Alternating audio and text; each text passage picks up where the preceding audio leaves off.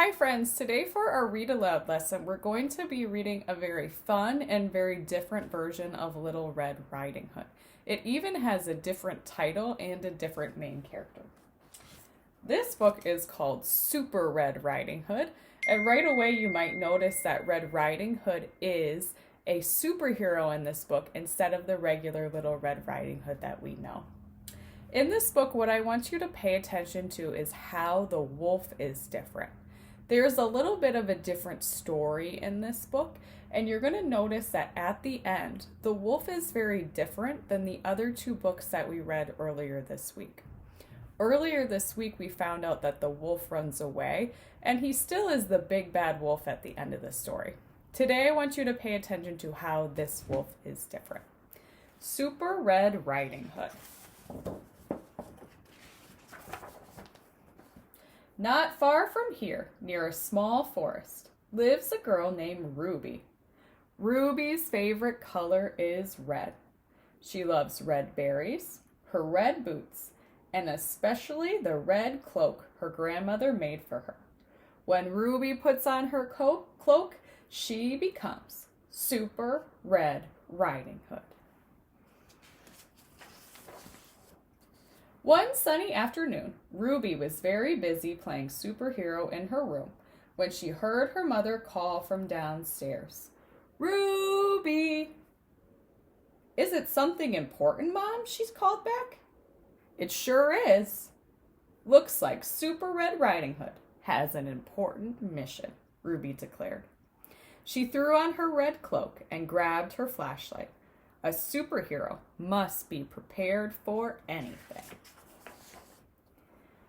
"You've been indoors all day," her mother said. "Why don't you go pick some raspberries to have with your snack?" This did not sound like an important mission to Ruby, but she could see that her mom meant business. Ruby kissed her mom goodbye and set out along the path to the raspberry bushes with her lunchbox in hand. "The woods are deep and dark and full of danger," Ruby said to herself. But Super Red Riding Hood is never scared. Ruby was marching along bravely when, oh no! Ruby's big rubber boot almost crushed a tiny snail in the middle of the path. "This is a dangerous place for a little snail," she said. "Luckily, Super Red Riding Hood is here to rescue you." She carefully moved the little snail out of harm's way. "A good deed done," she said. Ruby skipped towards the woods. "Who's afraid of the deep dark woods, the deep dark woods, the deep dark woods? Who's afraid of the deep dark woods? Na, na, na, not me," she sang. When she got to the edge of the forest, she stopped and peered ahead. A chill drifted out from the shadowy darkness. "A superhero must be silent like a cat and watch out for danger," Ruby whispered, and tiptoed into the woods. The forest was full of strange noises. It was a very good thing that she remembered to bring her flashlight. "Hoo, hoo, crack.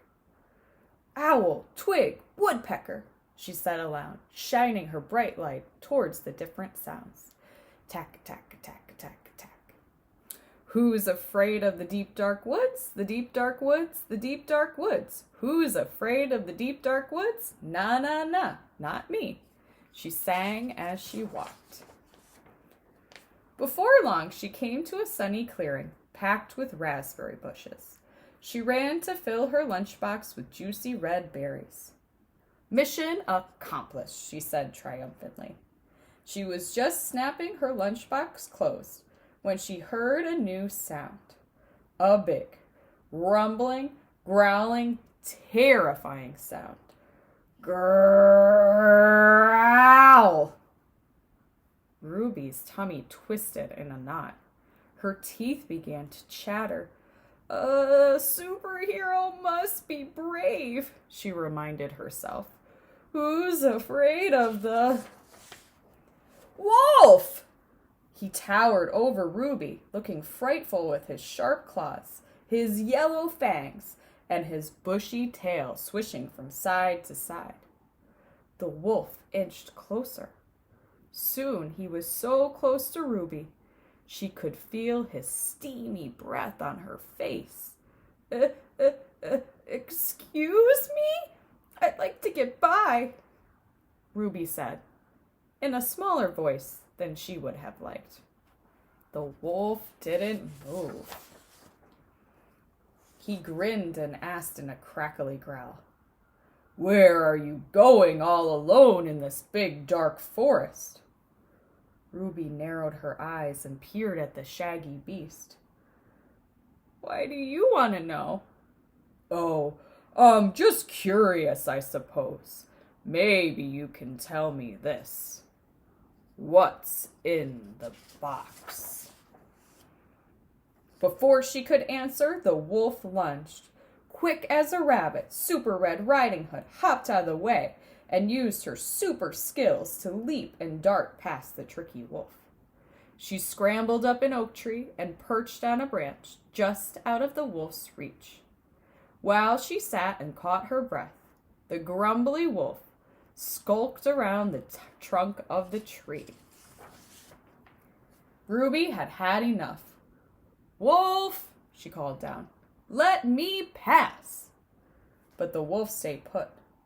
"Wolf, I'm going to count to 5. You better leave me alone." The wolf still didn't move. 1, Ruby said firmly. 2, 3, 4. He could see that Ruby meant business. Okay, I'll leave you alone." Ruby started climbing back down the tree. But then, growl. "Wolf? It's my tummy," the wolf moaned. "I'm just really hungry." "Well, why didn't you say so?" Ruby jumped out of the tree, her red cloak floating down behind her like a parachute.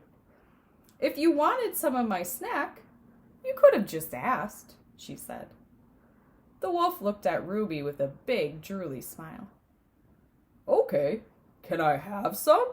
he asked, holding out a paw. Ruby pulled her lunchbox out of the wolf's reach.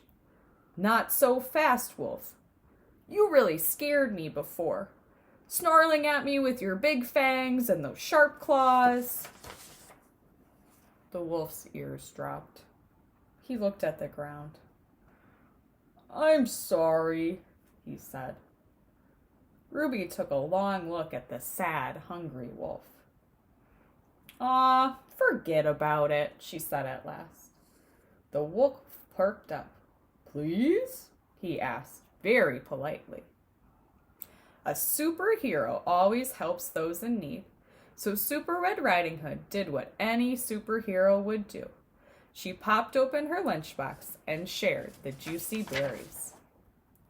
As Ruby and the wolf snacked together under the big oak tree, Ruby remarked, "I didn't know wolves liked raspberries." "Oh, yes," said the wolf cheerfully. "They're our favorite." The wolf sat thinking for a little while as he munched. "I didn't know little girls could be superheroes," he said. "Oh, yes," said Ruby with a wide smile. "We can." And at the end, they're waving nicely at each other. So for today's activity, we're going to be thinking about how the wolf was different in this story. Think about the ending and think about why she was a little bit tricked by that growling in this story. When you're ready, go ahead and click on today's activity and we can do the writing together.